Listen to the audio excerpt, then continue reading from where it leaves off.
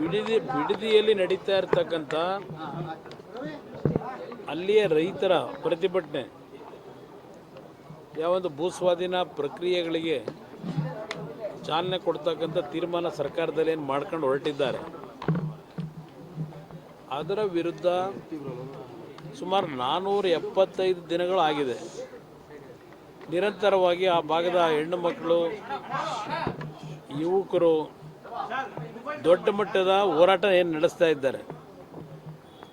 ಇದು ಅಂತಿಮವಾಗಿ ನ್ಯಾಯಾಲಯದಲ್ಲೇ ತೀರ್ಮಾನಗಳಾಗಬೇಕಾಗ್ತದೆ. ಯಾಕಂದರೆ ಈ ಸರ್ಕಾರ ಆ ಭಾಗದ ಜನರ ಭಾವನೆಗಳ ಜೊತೆ ಚೆಲ್ಲಾಟ ಆಡ್ತಿದ್ದಾರೆ. ಅವರಲ್ಲಿ ಏನೋ ಒಂದು ಪ್ರತಿಷ್ಠೆ ಇಟ್ಕೊಂಡು ಹೊರಟಿದ್ದಾರೆ. ಪ್ರತಿಷ್ಠೆ ಅನ್ನೋದಕ್ಕಿಂತ ಹೆಚ್ಚಾಗಿ ಅಲ್ಲಿ ಸಾವಿರಾರು ಕೋಟಿಯ ಅಕ್ರಮಗಳು ಈಗಾಗಲೇ ಅದಕ್ಕೆ ಬಾಗಿಲೇನು ತೆಗೆದು ಮಾಡಿದ್ದಾರೆ.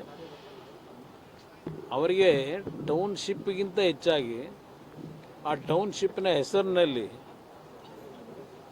ಯಾವ ರೀತಿ ಹಣ ಸಂಗ್ರಹಿಸ್ಬೋದು ಅಂತಕ್ಕಂಥದ್ದು ಅವ್ರಿಗಿರ್ತಕ್ಕಂಥ ಆಲೋಚನೆಗಳು. ಅದರಿಂದ ನಾಡಿನಲ್ಲಿ ಹಲವಾರು ರೀತಿಯ ಪ್ರತಿಭಟನೆಗಳು ಹಲವಾರು ಭಾಗದಿಂದ ಬಂದು ಅವರಿಗೆ ಬೆಂಬಲ ಕೊಟ್ಟಂಥದ್ದು, ರೈತ ಮುಖಂಡರುಗಳು ಬಂದು ಬೆಂಬಲ ಕೊಟ್ಟಿರ್ತಕ್ಕಂಥದ್ದು, ಪಕ್ಷಗಳು ಬೆಂಬಲ ಕೊಟ್ಟಿರ್ತಕ್ಕಂಥದ್ದು, ವಿರೋಧ ಪಕ್ಷಗಳು, ಇದು ಎಲ್ಲದರ ಮಧ್ಯೆಯೂ ಯಾವುದೇ ಕಾರಣಕ್ಕೂ ನಾವು ನಿಲ್ಲಿಸೋದಿಲ್ಲ ಅಂತಕ್ಕಂಥ ಒಂದು ಉದ್ದಟತನ ಏನಿದೆ. ಅಂತಿಮವಾಗಿ ವಿಷಯಗಳು ನ್ಯಾಯಾಲಯದಲ್ಲಿ ಕೆಲವು ತೀರ್ಮಾನಗಳನ್ನು ನ್ಯಾಯ ದೊರಕಿಸಲಿಕ್ಕೆ ಹೋಗಬೇಕಾಗ್ತದೆ. ಆ ನಿಟ್ಟಿನಲ್ಲಿ ಏನು ನಮ್ಮ ಮುಂದಿನ ಕ್ರಮ ತೆಗೆದುಕೋಬೇಕಾಗ್ತದೆ ಆ ರೈತರ ಪರವಾಗಿ, ಅದರ ಬಗ್ಗೆ ಚಿಂತನೆ ನಡೆಸಿದ್ದೇವೆ. ಅಷ್ಟೇ ಅಲ್ಲ, ಒಂದು ರಾಜ್ಯದ ಹಲವಾರು ಭಾಗದಲ್ಲಿ ಈ ಒಂದು ಭೂಸ್ವಾಧೀನ ಪ್ರಕ್ರಿಯೆಗಳ ವಿಷಯದಲ್ಲಿ ಕೆಲವು ಪ್ರತಿಭಟನೆಗಳು ನಡೀತಾ ಇರತಕ್ಕಂಥದ್ದು ಗಮನಿಸಿದ್ದೇನೆ. ಇವತ್ತು ಯಾವುದೇ ರೀತಿಯಲ್ಲೂ ನಮ್ಮ ಒಂದು ಒಪಿನಿಯನ್ ಇರ್ತಕ್ಕಂಥದ್ದು, ಫಲವತ್ತಾದ ಭೂಮಿಗಳನ್ನು ಯಾವುದೇ ರೀತಿಯ ಅಭಿವೃದ್ಧಿ ಕಾರ್ಯಕ್ರಮದ ಹೆಸರಿನಲ್ಲಿ ಭೂಸ್ವಾಧೀನ ಮಾಡಿ ರೈತರುಗಳ ಬದುಕಿನ ಜೊತೆ ಚೆಲ್ಲಾಟ ಆಡೋದು ಬೇಕಾಗಿಲ್ಲ.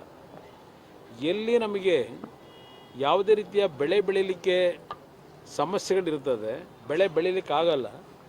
ಇವತ್ತು ಸರ್ಕಾರದ ಭೂಮಿಗಳೇ ಹಲವಾರು ಕಡೆ ಇದೆ. ಆ ಸರ್ಕಾರಿ ಭೂಮಿಗಳನ್ನು ಯಾರೋ ಮಧ್ಯವರ್ತಿಗಳು ಲಪಟಾಯಿಸ್ತಕ್ಕಂಥದ್ದನ್ನು ಬೆಂಬಲ ಕೊಡ್ತಕ್ಕಂಥದಕ್ಕಿಂತ ಬಿಟ್ಟು ಇವತ್ತು ಅಂಥ ಒಂದು ಭಾಗದಲ್ಲಿ ಮಾಡಲಿಕ್ಕೆ ಅನುಕೂಲ ಇದೆ. ಅದನ್ನು ಸರ್ಕಾರಗಳು ಮಾಡಬೇಕು ಅಂತಕ್ಕಂಥದ್ದು ನನ್ನ ಅಭಿಪ್ರಾಯ.